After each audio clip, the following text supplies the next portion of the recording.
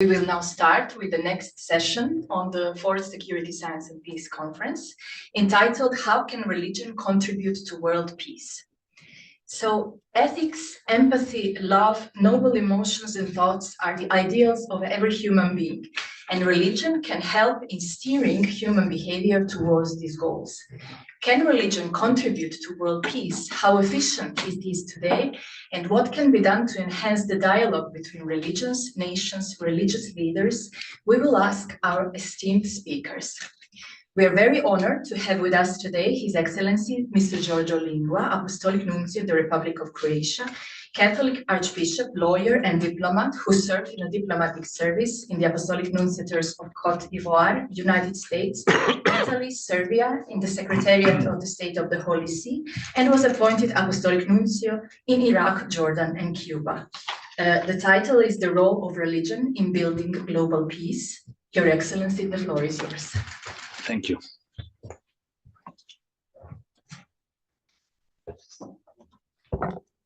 Mr. President,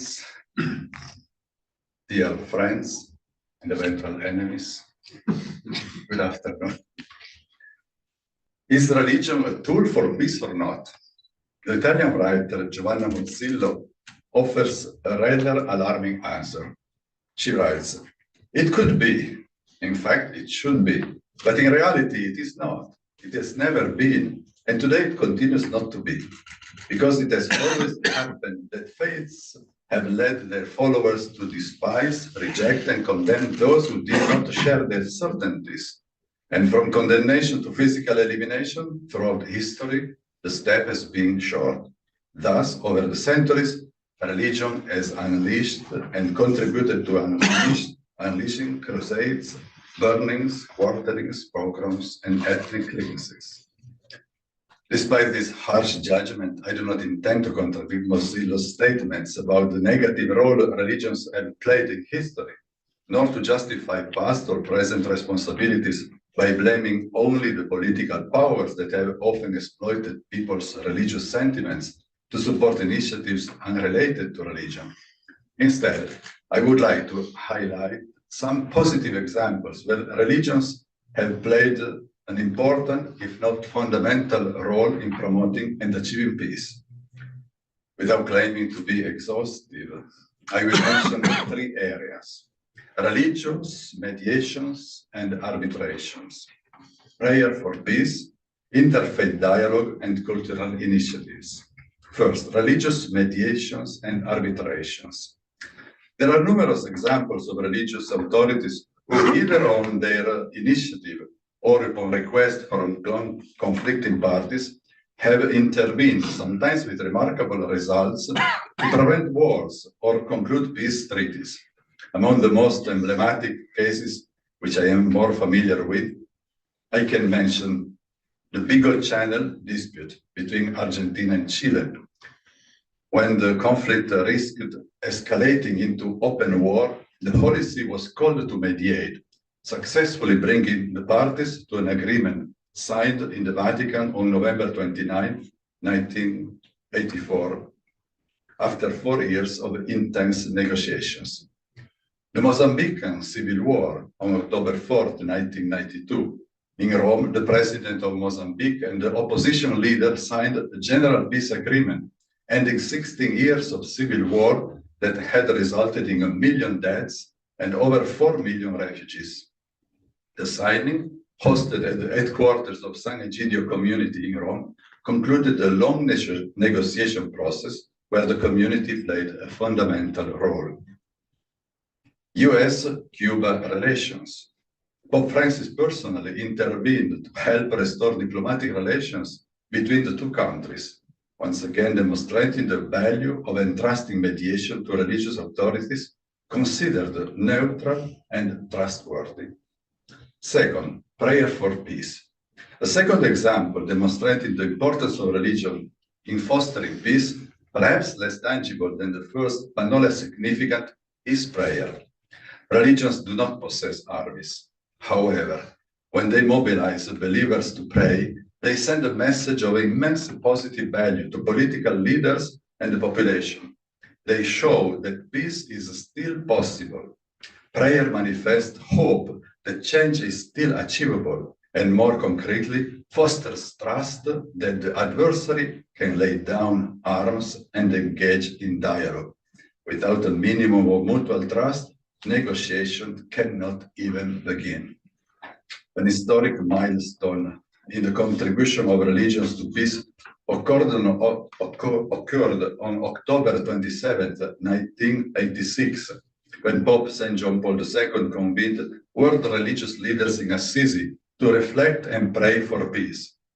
This meeting brought together representatives of Christian churches and about 60 leaders of other religions, including the Dalai Lama. The faithful sought to express their distrust in weapons and their belief in relationships. This event was not just a utopian gesture. The public appeal was made for a universal day of peace, which concretely materialized in a ceasefire across much of the globe. Similarly, on June 8, 2014, Pope Francis hosted a prayer meeting at the Vatican with the leaders of Israel and Palestine, Shimon Peres and Mahmoud Abbas, as well as the Patriarch of Constantinople, Bartholomew I.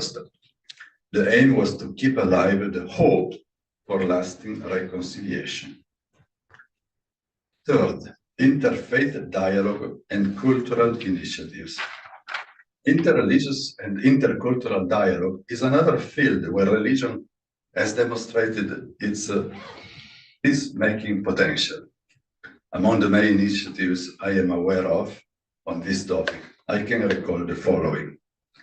The document on human fraternity for world peace and living together is a manifesto signed on February 4, 2019 in Abu Dhabi by Pope Francis and the Grand Imam of Al-Azhar, Ahmad Al-Taib. The text condemns all forms of violence, extremism, and intolerance, affirming the value of peace, justice, and human dignity. It is a joint call to build a world based on fraternal love, inclusion, and solidarity. This document has inspired global initiatives, including the International Day of Human Fraternity. The CAICID, the International Dialogue Center, CAICID, which stands for King Abdullah bin Abdulaziz International Center for Interreligious and Intercultural Dialogue, was established in 2012 as a result of a multilateral initiative led by King Abdullah with support from Austria and Spain, and with the Holy See as a founding observer. The organization was born after the first meeting between a king of Saudi Arabia and the Pope in the Vatican, out of desire to create a neutral platform for promoting peace through dialogue among different religious and cultural communities worldwide. Pope Benedict XVI played a key role in supporting the dialogue efforts by granting the Vatican's involvement as an observer, underscoring the Church's commitment to fostering interfaith and intercultural understanding. This initiative also demonstrates how trust can overcome centuries of misunderstandings and lay the groundwork for preventive peace. The World Conference of Religions for Peace, also known as Religions for Peace, is the largest interreligious coalition in the world, founded in 1970. It brings together leaders and communities from various faiths, Christianity, Islam, Judaism, Buddhism, Hinduism, and others, to promote peace, social justice, and harmonious coexistence. The World Conference of Religions for Peace operates in over 90 countries through programs addressing issues such as disarmament, conflict resolution, human rights, climate change, and poverty reduction. It fosters dialogue and collaborative action among religions, working to prevent conflicts and build inclusive and peaceful societies. Finally, the World Council of Churches is an ecumenical organization founded in 1948 that brings together over 350 Christian churches of various traditions, including Protestant, Orthodox, and Anglican churches from more than 120 countries. The Catholic Church is not an official member, but collaborates closely with the Council. The primary goal of the World Council of Churches is to promote Christian unity, interreligious dialogue, and commitment to justice, peace, and global sustainability. Through programs, conferences, and initiatives, the Council supports reconciliation among diverse communities and contributes to building peace in context of conflict and inequality. An emblematic personal example. A particular significant event which I had the privilege to take part in took place on May 18, 1997 at Malcolm X Mosque in Harlem, New York. For the first time, a white Christian woman, Yara Lubik, founder of the Focolare movement, was invited to share her experience with about 3,000 followers of the African-American Imam Wallace Din Muhammad. It was something extraordinary, unexpected, and unprecedented. And at the end of the meeting, the two religious leaders committed through a public pact to work together for unity and peace. The atmosphere of fraternity that was established and spread among all present, adherents of their respective spiritual movements, was impressive. I was particularly struck when, as the meeting ended and participants returned to their homes, many, like me, using the subway, the crowded train was abuzz with talk of the event. Everyone burned with the desire to share what they had experienced and lived, indifferent to the attentive astonishment of other passengers, unaware but curious to know what had been so extraordinary. This event demonstrates how meeting and dialogue can become powerful instruments of peace, capable of generating a different mindset based on trust and fraternity, breaking down ethnic and religious barriers, and building relationships.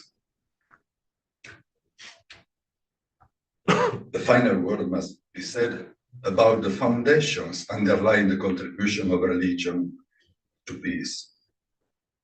We all know that in each of the world's major religions, there exists the so-called golden rule: do not do to others what you would not want done to you, or expressed positively, do to others what you would want done to you. It is fascinating to observe the different nuances of this fundamental rule in every religion. In Judaism, what is hateful to you, do not do to your neighbor. This is the whole Torah. The rest is commentary. Go and learn it, says the Talmud, the sacred text for Judaism. In Christianity, in everything, do to others what you would have them do to you. For this sums up the law and the prophets, says Jesus in the Gospel. In Islam, none of you truly believes until he wishes for his brother what he wishes for himself, Prophet Muhammad. In Buddhism, treat not others in ways that you yourself would find harmful, the Buddha. In Confucianism, one word sums up the basis of all good conduct: kindness. Do not do to others what you do not want done to yourself, Confucius. In Hinduism, this is the sum of duty. Do not do to others what would cause pain if done to you.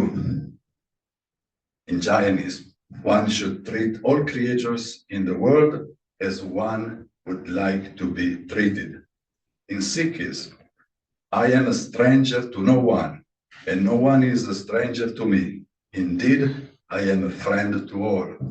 In Taoism, regard your neighbor's gain as your own gain, and your neighbor's loss as your own loss. In Zoroastrianism, do not do unto others whatever is injurious to yourself. In summary, the Golden Rule is the heart and essence of all the great religions of the world. In conclusion, returning to Mossillo's statement from which I began, I can assert that if religion is not seen as a tool for peace, This should not be attributed to religion itself, but rather to the inconsistency of those who are called to put teachings of each religion into practice. Religion, if lived authentically, would not only be able to be a tool for peace, but would become the main driving force for building a peaceful world. In a world threatened by increasingly destructive weapons, the choice can no longer be postponed. We need an unarmed army of prophets ready to sacrifice their own lives to build peace, not to take the lives of others to impose it. Either we will save ourselves together or we will perish together. Peace requires sincere and collective commitment, nurtured by the spiritual values that unite humanity. Thank you for your attention.